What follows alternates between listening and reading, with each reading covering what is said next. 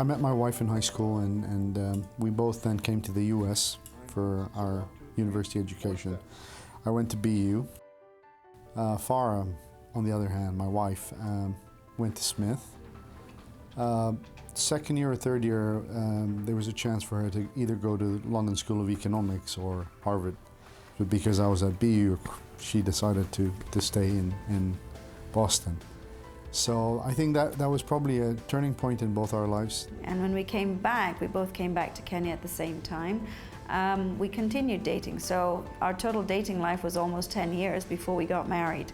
So it's quite fair to say we knew each other really well. And both of us did what was expected of us, which was join the family businesses.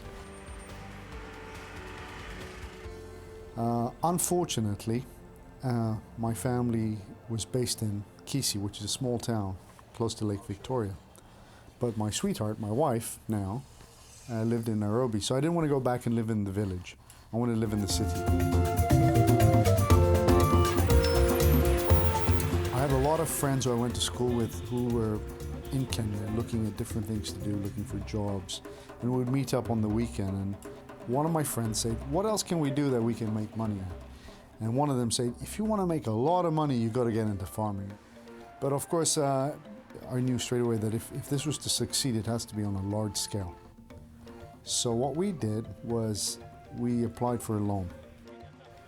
What ended up happening is we eventually got money from IFC, which was the World Bank, and they gave us $500,000, and that's how we started the business.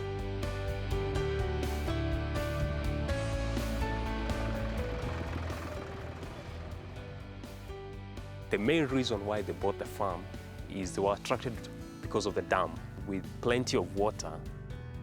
And even without proper growing experience, you can do something there. But the growing is extremely variable. It's dependent upon the weather, it's dependent upon so many other criteria, the soil, the condition, the altitude, perhaps even at times the resource in terms of the number of people you can physically hire.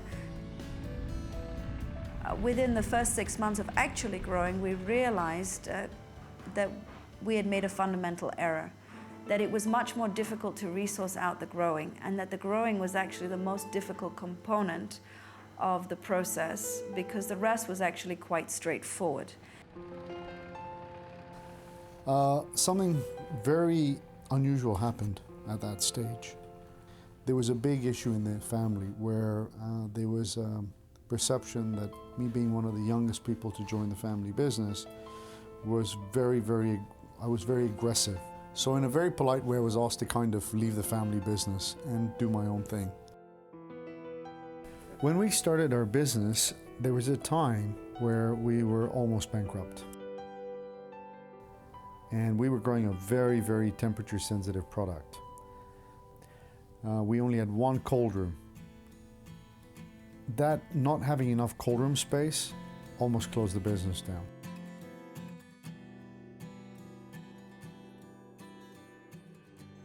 I had a child, 2-year-old child. I was newly married, and the family situation, the extended family situation wasn't particularly great.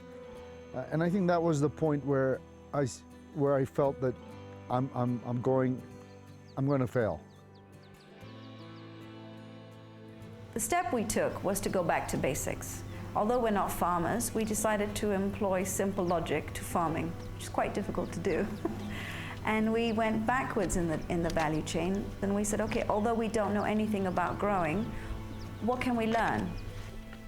And then what we realized is that we physically didn't have enough land to rotate. So the farmers were trying to pull out a crop very quickly, and they were trying to turn around and put in the next crop because they didn't have sufficient land to rotate with. Actually, our marketing benefited from all the problems we had, because in the beginning we were quite focused on only selling a few products, and over time we realized in order to make ourselves sustainable we had to sell many products. Our thought process really revolved around the idea that we could value add at source, which is something Kenya was already doing, and quite well in our sector anyway. Our model was 100% in-house production, pack at source on farm, and then be the exporters. So we were the grower, we were the packer, we were the value adder, and we were the exporter.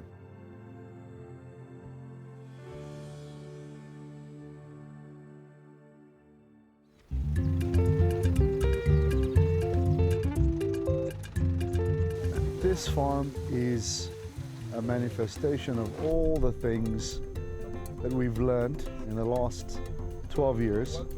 This is the 4th farm we've built, and it's the farm that has the least amount of mistakes. So it's everything we've learned in one farm.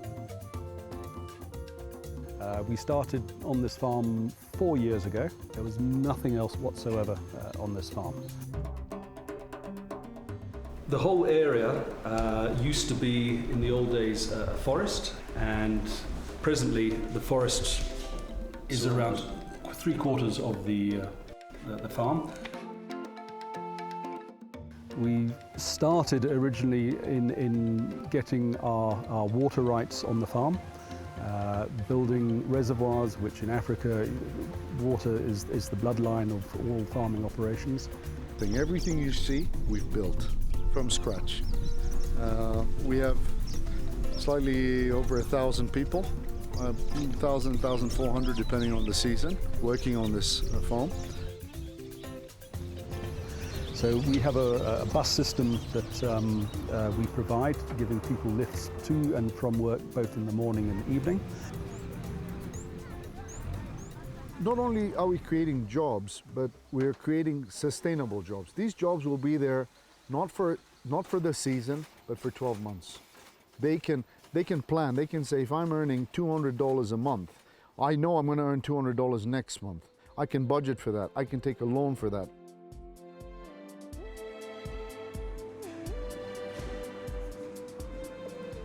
We have become very highly developed in our systems. They're very scientific.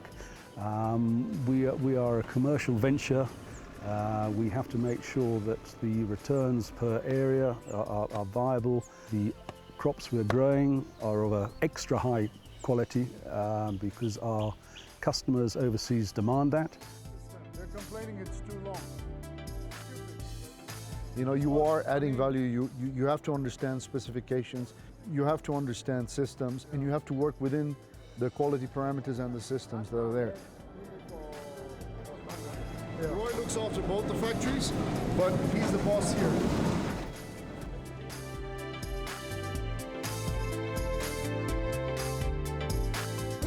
What we recently introduced is the average weight system.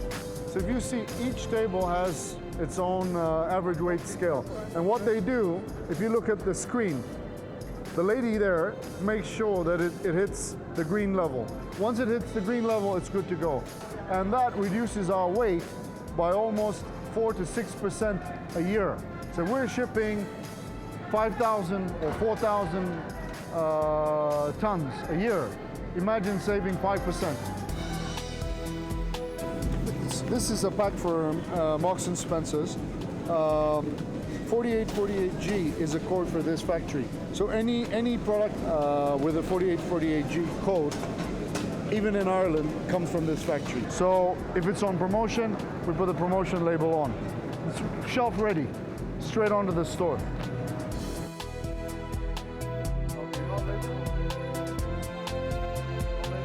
This will be on a truck tonight. It'll fly out midnight. It'll arrive in the UK probably at 6 or 7 in the morning, or in Europe. It'll probably take another 6 or 7 hours to distribution, and from that distribution center to the supermarket shelf, and probably another 6 or 7 hours. So within 48 hours, it's on a supermarket shelf all over England.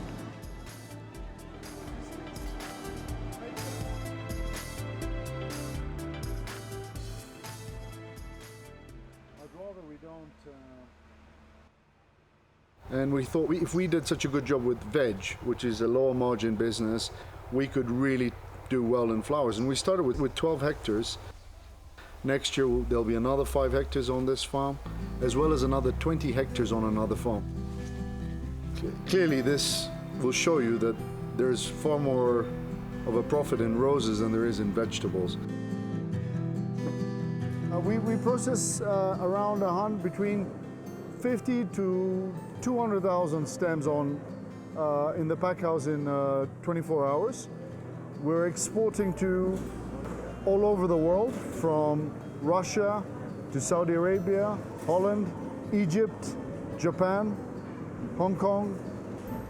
It gives us, diversifies our current income stream from being UK-centric to being a little bit more global.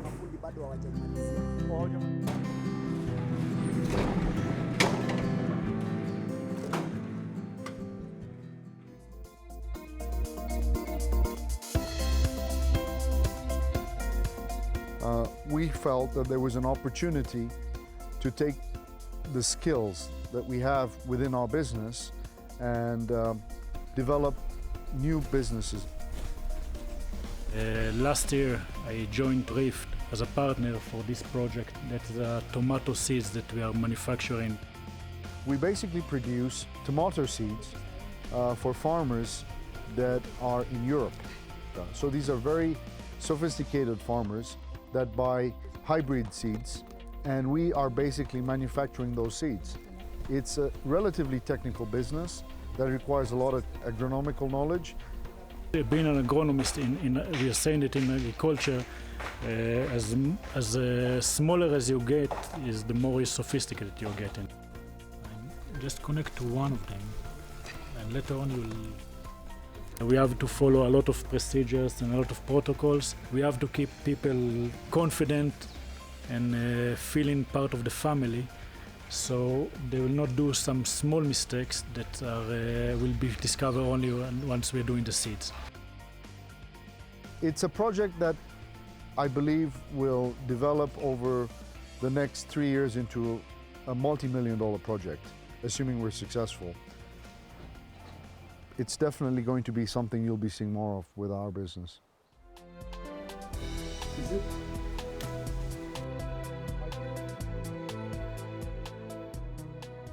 I think the secret is trying to make the whole management feel as part of a family.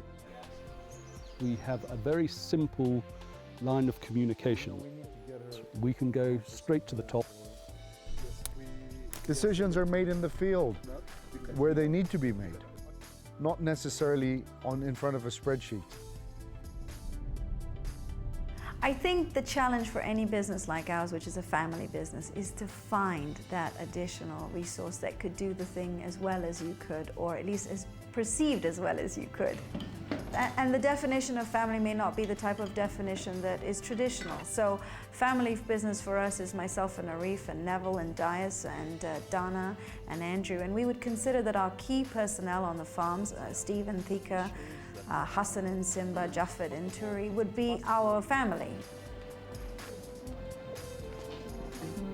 So do you want to just pay this amount? Okay. Ariff and I are extremely different people. What is great about the two of us is we have a lot of the same value set. So in terms of the big things, we generally have agreement. Once you cross those big things, we are probably the exact opposites of each other in the way we would deal with the same problem. He tends to be much more of the forward thinker. He's looking for the new projects, focuses on developing the sites, developing the infrastructure. On the other hand, I will look at things on a much more micro level. I tend to be much more involved on the day-to-day management and on the day-to-day running. It's only now that we've gotten to this level. Before we were all workers. But now as the business has evolved and has become more established and successful, and these are the positions we're settling in. People in the business community always tell me, you know, you've done so well and you've achieved so much. And of course it makes me feel great. But I'm just short of telling them you haven't seen anything yet. I'm 40 years old. So I feel we're at the beginning. I think what has been good for us is we were successful young. And I think we're now about to start the next growth phase. Now we're going to take the things we've established and we're going to do some amazing things. Not only in the businesses that we're doing, but in agribusiness. And that's at least my wish. I hope we can do that. And the values of our business is built on the fact that we would like to be, first of all, the best at what we do. And more importantly, that we would like to have a team of people behind us that believes in what we believe in as much as we do, and that we're all gaining out of that. It's fundamental to who we are. We think it's very important that we can stand up for Kenya, that we can stand up for the people behind us, and we can stand with them to show that, you know what, Africa is not what it's perceived to be. It's a place, it's a destination. It's a place you can go, you can do business, and you can do it very successfully. So I hope that is something that comes out of this.